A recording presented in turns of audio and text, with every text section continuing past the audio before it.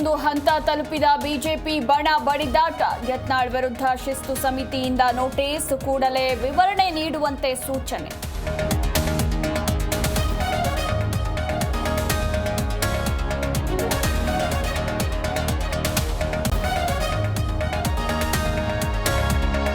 ಮಾಜಿ ಸಿಎಂ ಯಡಿಯೂರಪ್ಪ ವಿರುದ್ಧದ ಪೋಕ್ಸೋ ಪ್ರಕರಣ ಮಧ್ಯಾಹ್ನ 2:30ಕ್ಕೆ ಹೈಕೋರ್ಟ್ನಲ್ಲಿ ವಿಚಾರಣೆ. ಖುದ್ದು ಬಿಎಸ್ವೈ ಹಾಜರಿಗೆ ವಿನಾಯಿತಿ ಮುಂದುವರಿಕೆ.